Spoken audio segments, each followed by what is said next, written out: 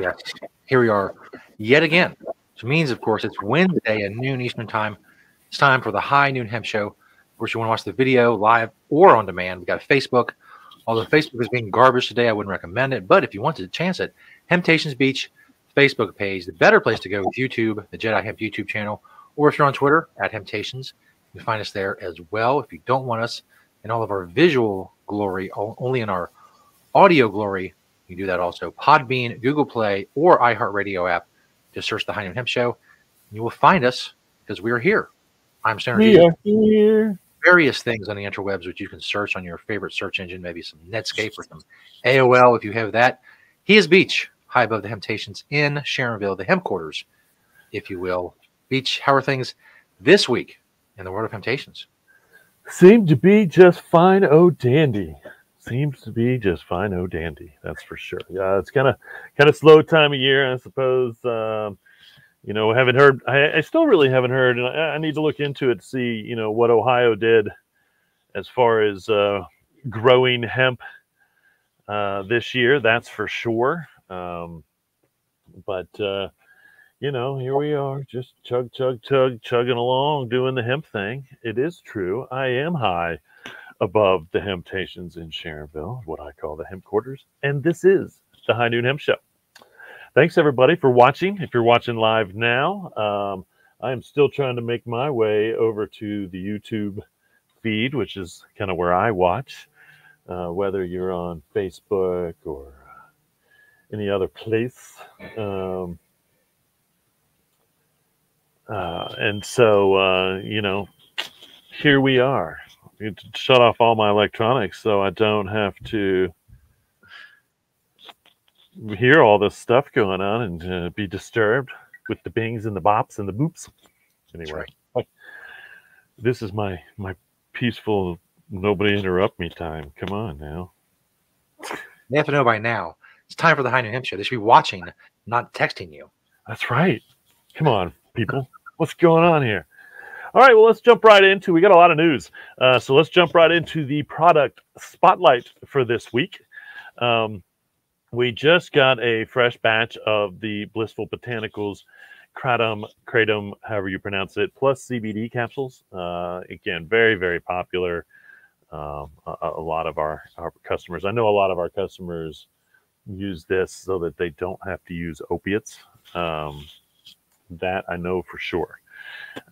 The next one I personally needed today and will need more of is the Merry Hempster's Lip Balm. And so, the colored jar, the colored jar, little tubes, man, don't have CBD, but then the two white tubes with the purple and blue rings are actually with CBD as well. I know that I am like super dried out this weather, cold weather, and we have gotten a little bit of rain, but it's actually been really dry here, for the most part. And so definitely applying my lip balm and even some hemp oil lotion. I don't use hemp lotion on a regular basis because I'm usually pretty hydrated. But right now I am, in fact, adding some hemp lotion as well as lip balm, much needed. The next one is the hemp straws. Still there. I see these pop up every once in a while. I don't know.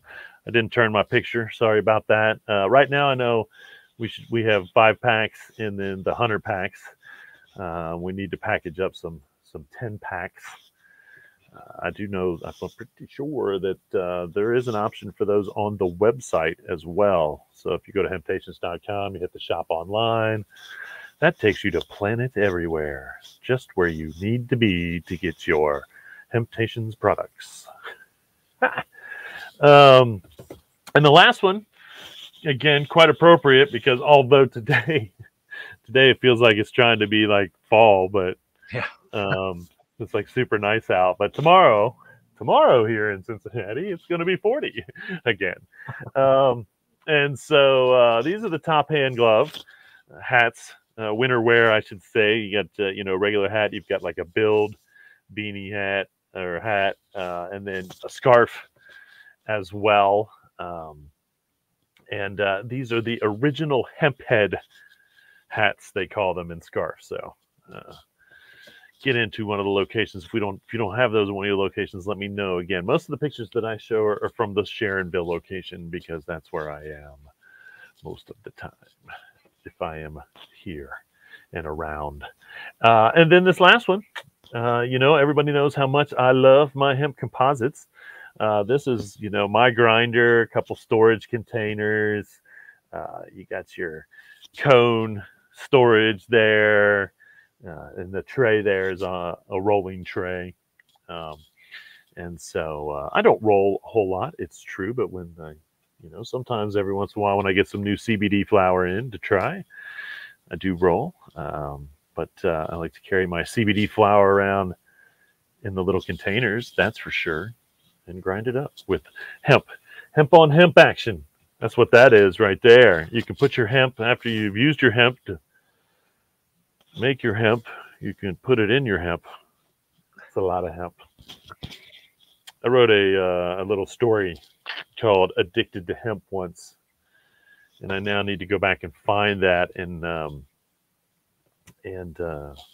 re-up it, so to speak. But it was basically kind of my hemp use in just one day. What hemp is that I could possibly use in one day. So anyway, it's kind of fun. I'm going to go back and try to find that and see what I can do. Yes, I can. So there you have it, folks. There's 4 from the store, 1 from my door on the product spotlight here on the High Noon Hemp Show. Of course, brings us to the greatest, most impressive segment in internet history. Not yet award-winning. Fingers crossed. One of these days, right? Internet Pulitzer for awesome segments. We'll have one, and I'll Beach will put it right there on the little shelf, so you'll be able to see it. Be big and gaudy, and we'll point it out every episode. It'll be great. But until then, I just asked Beach this question. It's a very important question because the answer he gives is very important for you if you're worried about hemp and fashion and all that stuff. What are you wearing, Beach? Even a mug that said "World's Best Hemp Dresser" would be okay. It's true. If you woke up this morning, you're watching right now, and you're like, "What are you wearing, Beach?" Now you'll know on this High Noon Hemp Show Wednesday. My Matto hat, I should say, up there on the old top of the lid, as you can see. It's kind of a trucker style hat. Got my hemp hood lamb jacket, as well as my Ono Hemp Equals Jobs tee. So that's an Ono tee, we printed right here at Planet Everywhere. Some of my favorite pants actually are these I cargo pants. I don't know if INI makes hemp clothing anymore, but these were a great find. Probably 5 or so years ago at least. I got my Green Springs Technology pen pulled out there so everybody can see it, the whole thing. I wear that with me. I take that with me everywhere. Satori Hemptopia briefs, Satori Canna-Leaf socks with some Adidas. Most would look at those and say they are indoor soccer shoes. And so I don't remember. I think it's like the Samba style, possibly. I used to be able to know all the different by looking at an Adidas shoe and being like, oh yeah, that's the shell toe modified, or that's the Samba, or that's the this or the that. But again, I'm just not as up on it as I should be these days, which means Adidas needs to release some more hemp shoes, because then I would. So how about that? I need to check and see what's out there, and I will. It's true. So there you have it, folks. If you're wondering, what are you wearing, Beach? Now you know, from head to toe, it's always hemp, ironically enough. All right, let's get into some of this fun news. Some news. Now I'm now getting contrasting reports, but supposedly, originally I heard that Biden's FDA pick was in fact cannabis friendly.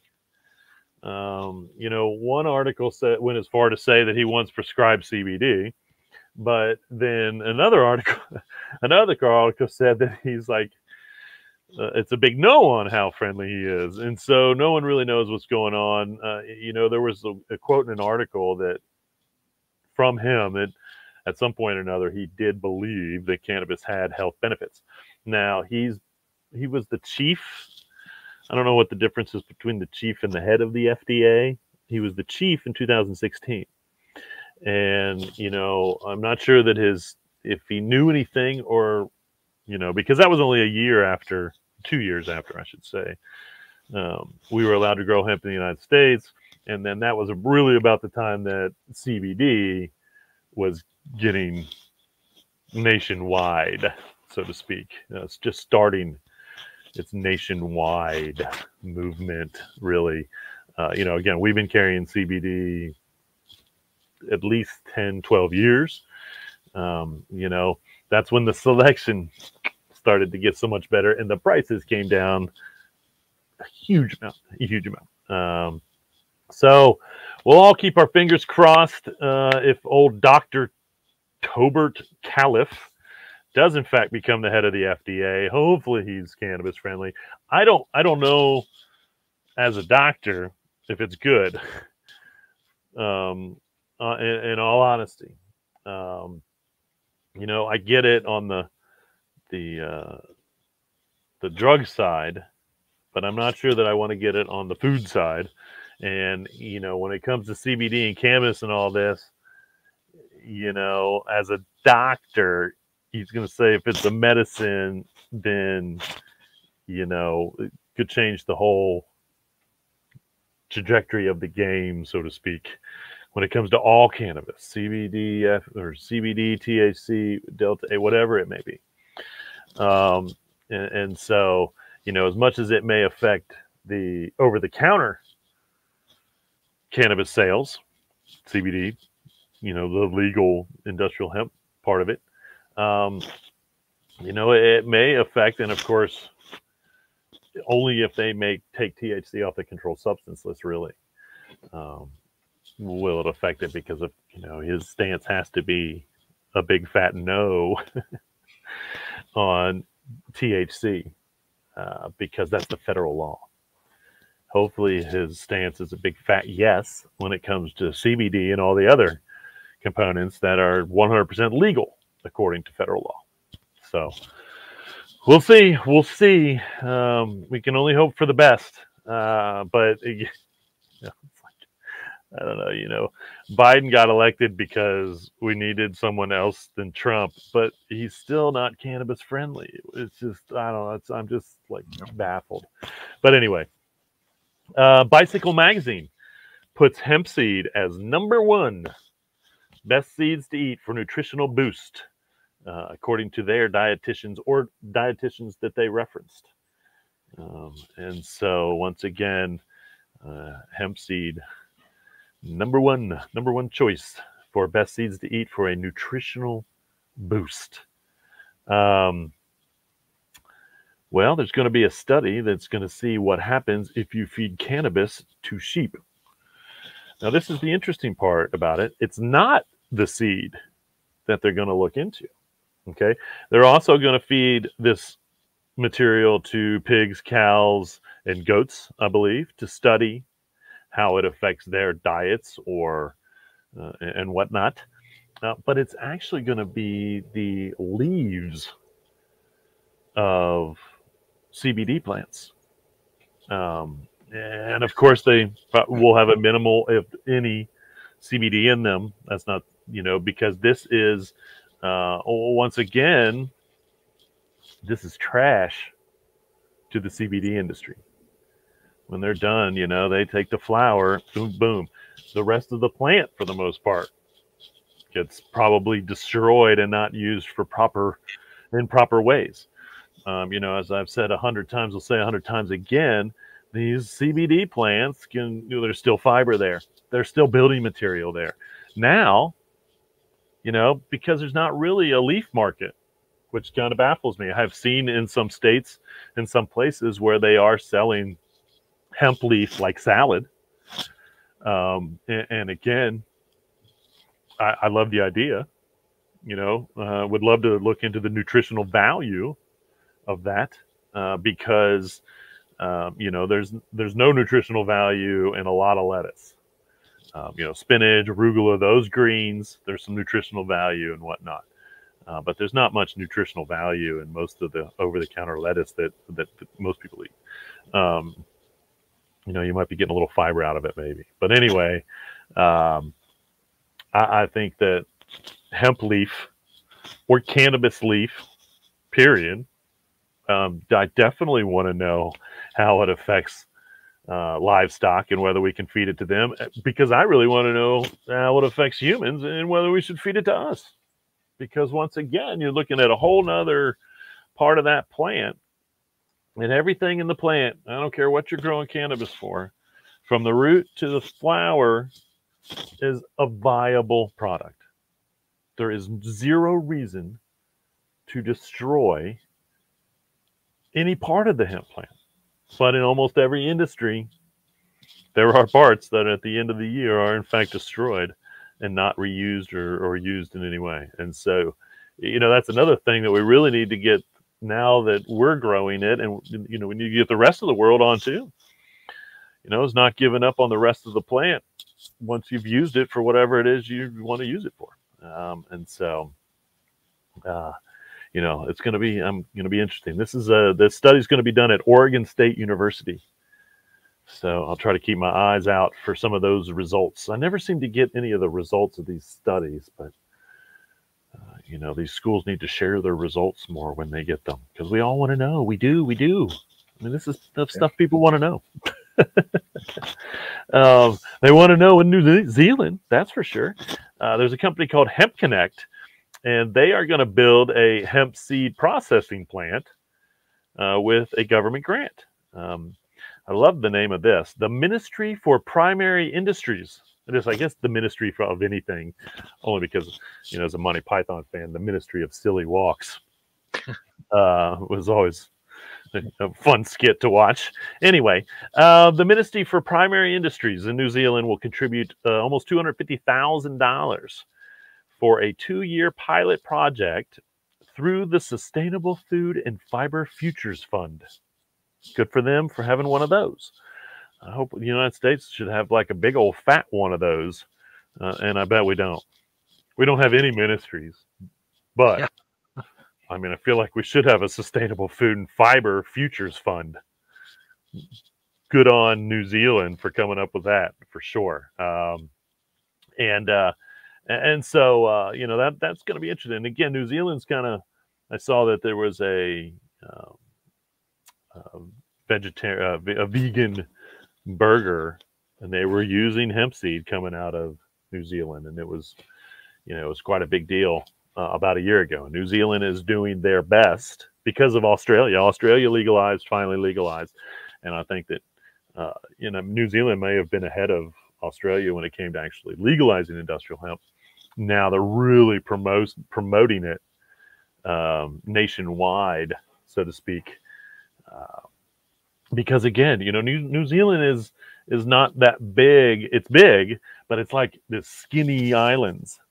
And there's mountains in the middle, and so I think farming resources, for one, food resources, are probably pretty tough for them, for that matter.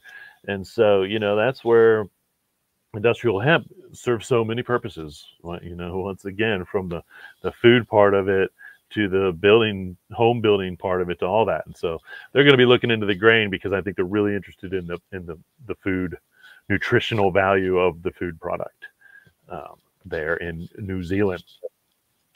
Just right around the corner, not all the way on the other side of the planet, Kentucky is now open in taking their hemp licensing applications for 2022.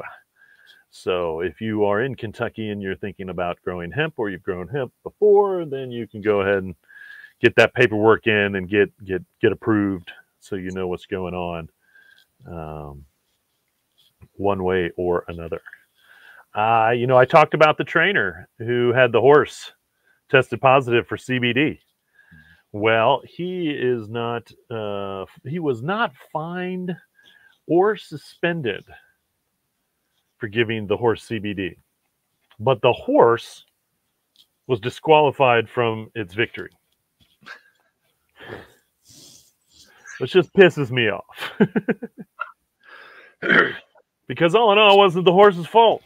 I mean, I get it. Again, I mean, prove that it's like a horse enhancing sports substance to begin with for the horse. But in all honesty, I mean, you don't hold the trainer responsible. And the trainer's the one who gave the horse the freaking CBD, but this horse has to be responsible, even though it didn't know. It just took it. Yeah. So, which goes back to the fact that CBD shouldn't be on the equine list of controlled substances, whatever. Because it is something that could benefit all horses, especially the ones that are paddocked for most of their lives and then just let out to run once, twice, 3 times a year. You grow up in Kentucky. I don't want to get Kentuckians on me about horse racing. The one thing I know about horses that makes me semi-okay with it is that they love to run. Yeah. Okay. They love to run. And you get them around other horses and they love to run even more.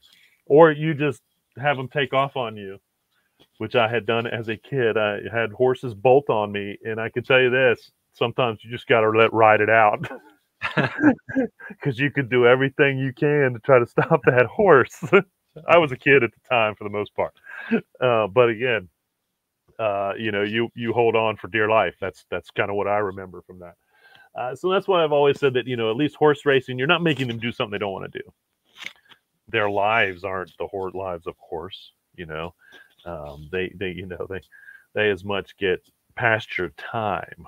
It's almost like they're in horse prison because they get their pasture time just a little bit. And they're not, the better the horse, the less time, or the more it's all by itself. And horses are social and they want to be around other horses.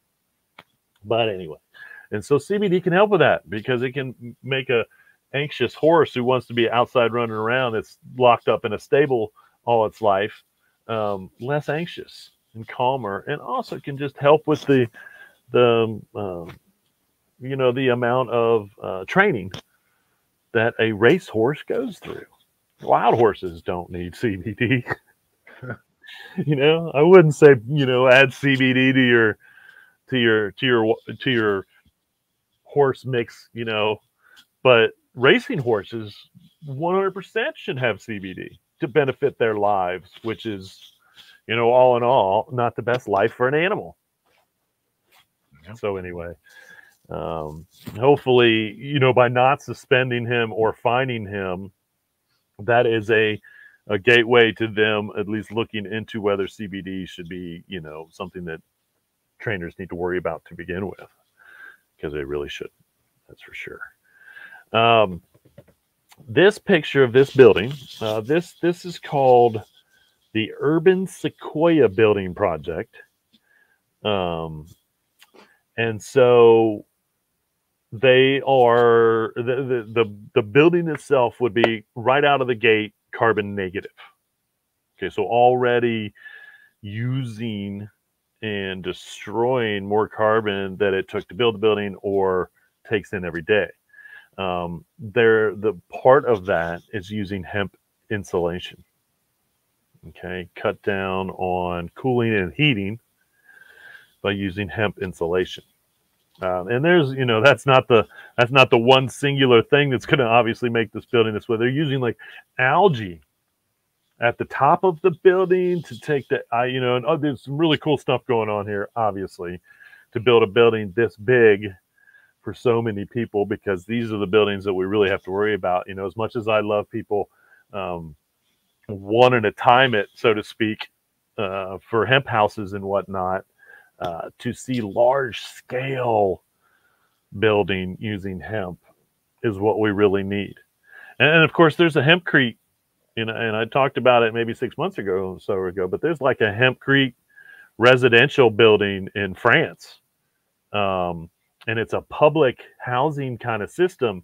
And you know, they're most of the tenants are like, yeah, we don't have to use any cooling. We very rarely, you know, heating's better, blah, blah, blah. And so there are large scale projects out there that are proving to be beneficial, you know, and that was the hempcrete part of it. This is just using hemp insulation in this building. Obviously, hempcrete's probably, you know, I'm not sure about using that for a building so big. We definitely have to work on the structural strength of hemp. They could line or spray in hempcrete, but to use the hemp fiber insulation, if that's how they're going to do it, would again lighten the load, be very earth friendly and effective one way or another. France is also a large producer of hemp fiber insulation because they're huge on using hemp in any form that they can when it comes to housing. And again, because they've always grown hemp, so there's a lot of hemp being grown. So they, you know, they're always finding ways to use it because they've used it for a long time. From a 600-year-old hemp concrete buttress bridge, part of the buttress part of the bridge was made out of hemp, and it's still perfectly fine. Anyway, so would love to see urban sequoia move forward with the hemp insulation, and maybe they can throw some hemp in there in other ways to help with their carbon negative large scale housing, which is, you know, what cities need now. That is for sure. And what I think, you know, thankfully a lot more large scale building projects are happening kind of on that. You know, they're trying to at least be a little bit of environmentally friendly, you know, one way or another. So we'll see. Hopefully that happens.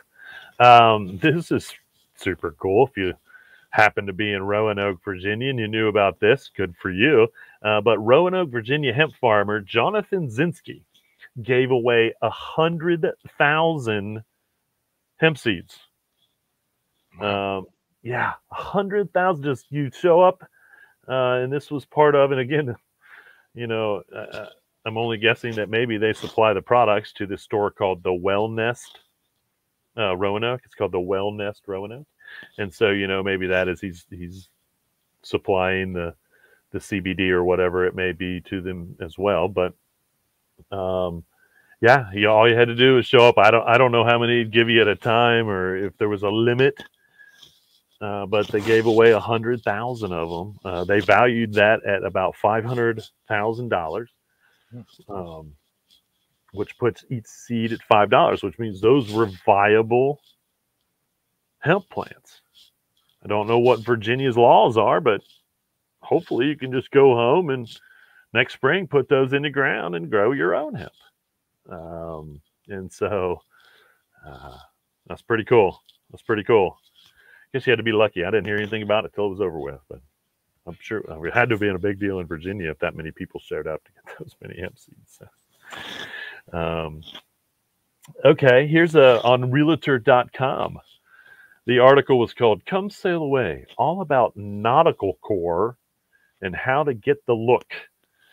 The quote is, "We most often associate rope with sailors, so it's no wonder rope or hemp items play into nautical style." So there's a picture of they go, and that does, to me, does look like hemp rope.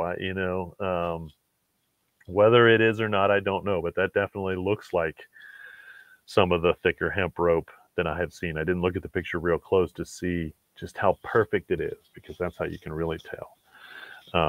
But you know, all ship vessels, up until, you know, sails and whatnot went out of style, until the Industrial Revolution, I should say, probably, were made out of hemp. The sails, the ropes, riggings, everything was made out of hemp. Probably a lot of the clothing that they wore might have been made out of hemp. We know the Vikings used hemp clothing. I talked about that last week for the museum's Viking display that happened like 5 years ago, because hemp was an option to put your Viking ensemble together. And so, you know, there's a good chance that any natural rope that's on any ship in America, the U.S. Navy, was probably hemp, still is hemp, still functioning just fine. Um, and so, you know, it was a huge part of obviously World War II with the hemp for victory. You know, we need hemp for rope and parachutes and all of those things back in the day. And so, you know, there you have it. If you want to go with an old nautical theme, get your hemp, because it is true. You need hemp, you know, honestly. Get yourself a print of the USS Constitution, because the U.S. Constitution was, in fact, famous for its hemp. And I believe it was the U.S. Constitution that at one point or another was actually half Russian hemp and half American hemp. And so half of the sales were made from Russian hemp, half of the sales were made from American hemp. Half of the ropes were made from, you get it, because they wanted to see, and what they really wanted to do is prove that American grown hemp was just as good as or superior to Russian hemp back in the day. You know, Thomas Jefferson illegally imported 500,000 pounds or something of 500,000 hemp seeds to grow hemp in the United States from Russia through Britain into the United States. At the time, it was not legal to do that. So it's one of our first drug warriors, so to speak, by current laws, of course. Current laws. They'd be locking Thomas Jefferson up for life for bringing in that much viable hemp seed into the United States, whether it was for rope or sales or not. Anyway, so there you go. Men's Journal article on Beachbody trainer. Everybody needs a Beachbody. See what I'm saying here? Get your Beachbody. I think that would come with a stretching. Most people aren't 6'5". Anyway, Eric Thompson does reveal this, and this is a really, really long article. It took me a while to actually get to the hemp part of it, but it did reveal, all in all, that he uses CBD cream for workout recovery. And so if you go and you find this article or a picture of Eric Thompson, you will definitely see that this guy works out. Because he does have the proverbial California beach body, like the 28 pack. Like, I don't even know how a gut can have so many muscle ripples. But he's got them. And he uses, again, CBD cream after his workout. All right, last article, which is kind of sums up a lot of what I was just saying about the building with hempcrete and the eco-friendliness.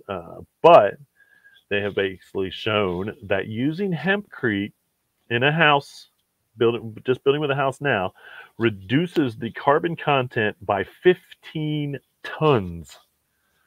Okay.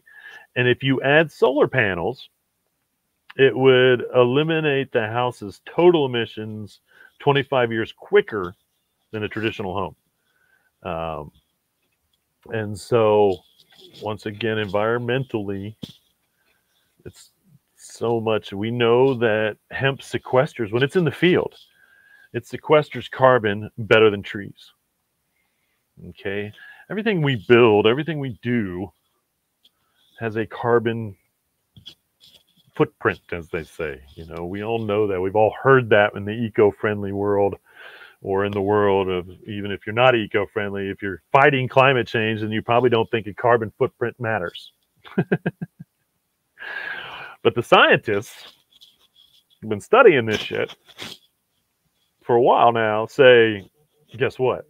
Our carbon footprint matters a lot because we have abused it. We just went willy-nilly from the Industrial Revolution to now, pretty much, honestly. We've just gone willy-nilly with our carbon footprints. You know, we cut down the trees that that help to, you know, make this a breathable world for us because of carbon, and all of those things. And so proving that something can do that, again, that talks to the world, who, you know, to the people that care, or the people that want to make a change, or the people that, you know, if you're not sure if you want to make a change, you know, people are like, hempcrete's great. Well, guess what? Now, you know, here's one more reason why it's great. You know, not only is it one of, if not the cleanest substances that you can use to build a house with, but it, you know, it is just more efficient as well. Again, when you look at the, just like I was talking about, the building in France, built out of hempcrete, large scale residential, and, you know, a lot of the tenants, you know, claim that there was really no use for air conditioning, very little use to cool, and you know, stays pretty warm. So, you know, I've said it and I'll say it again. You know, I do believe we are on that road to mass producing, or mass production use of hemp building materials. That's for sure. And again, the more large scale that we see, the better. But every house, every building, every time we use hempcrete, or we use hemp insulation, or we use hemp board in a house, the earth takes just a little sigh of relief, just a little, oh, thank you. Keep doing that. Keep doing that. I promise you, you know, I promise you, the tree does make a sound when it falls in the woods if there's nobody around. And the earth does take a sigh of relief every time we do something that's environmentally friendly. And so whether it really cares, because, you know, again, we all know the earth is going to be here after we're gone, which is a terrible attitude to have, because I want to take care of it while we're here. But all in all, the trees will grow back. You know, if we eliminated ourselves from the mix, like we're trying to do, by raising temperatures of the earth and making it unlivable for humans, guess what? The earth, all in all, will just adapt and keep going on, and has done for 4.2 billion years since they think the whole rock came about. And that sure is not the point. The point is we've done the destruction, and we need to hold ourselves accountable for it, and we need to move forward in a logical way. That's all I'm saying. I'm not trying to put anybody down or make anybody feel bad. I'm just saying, let's just move forward logically, and hemp is part of that logical move forward to saving the planet for humans. Not saving the planet. The planet will be fine, honestly. And we'll take a big sigh of relief once all us humans are gone, probably. But we'll save the planet for humans so that we can stick around for as long as we can and get along with the planet and everybody else. Anyway. All right, that's the news I have. There's not really a whole lot of events going on. You've got November 20th, an intensive farmer training class at the Women's Environmental Institute in North Branch, Minnesota. December 1st through the 3rd, you have Hemp at the Crossroads. This is a pretty big event in Indiana, Plainfield, Indiana. And again, they held it off for at least a year or two. And so I think they're probably going to come back pretty strong with this year's Hemp at the Crossroads, December 1st and 3rd in Plainfield, Indiana. February 28th through March 1st, you have the 4th Annual Industrial Hemp Summit. It's going to be virtual, so you got plenty of time to plan for this, I suppose. You don't have to go anywhere. And this is the Advanced Learning Institute for Advanced Learning is putting this on, this virtual Industrial Hemp Summit from Danville, Virginia. Not that I guess it matters, but I bet they know something about those free hemp seeds. And then, of course, NOCO, end of March 23rd through 25th. Out in Denver, NOCO being the largest, baddest, biggest still industrial hemp summit or expo, everything, I suppose, everything. And so there you have it, folks. I didn't get any questions again this week. As you know, you can email me questions.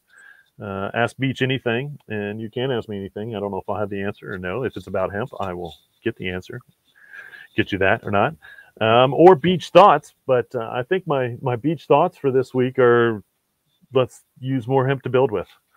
And that's all I really think I need to say about that, because I think I've explained that pretty well during today's show. But you never know what direction it's going to go with my thoughts during the news. Today, I think it was, let's build with more hemp. No doubt about it. You know, hemp equals jobs. If you build with hemp, you're hiring people. If you're using, you know, and so, or, you know, it's just, somebody's got to make it, you know, so all these processing plants got to start putting the hemp in the right form so that the builders can use it for whatever form they want. You know, we're slowly getting there. We're getting there. You know, everything's coming together. Couple 3 years, man, it's gonna be quite interesting. You know, what we're growing hemp for, how we're using it beyond CBD. Just to,